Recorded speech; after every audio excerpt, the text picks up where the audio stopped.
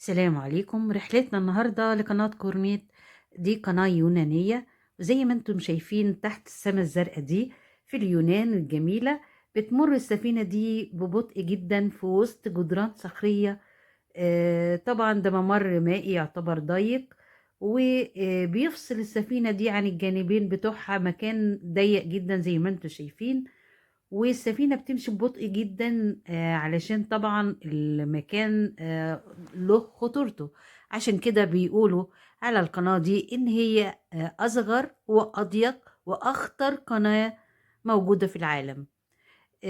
هنلاقي إن القناة دي بتبقى في أوقات بتتقفل، علشان طبعا الجدران الصخرية دي بتنزل رواسب، عوامل تعرية نتيجة مرور السفن والكلام ده كله.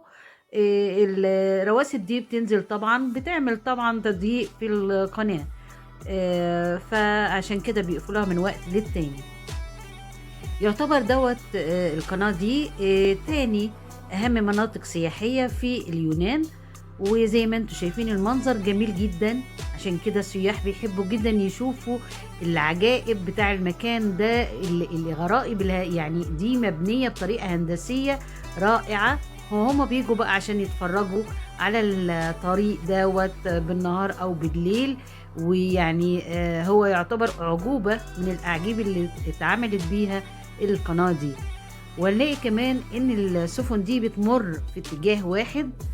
هنلاقي كمان زي اللي باين في الصورة كده زي كوبري بيعدي عليه الناس، وفي قطارات برضو في سكك حدية بتبقى ممر ما بين الجهتين دولت علشان يتفرجوا برضو المنظر الرائع للقناة. سيبكم بقى تستمتعوا بالفرجة على المنظر الجميل ده مع فيديو تاني.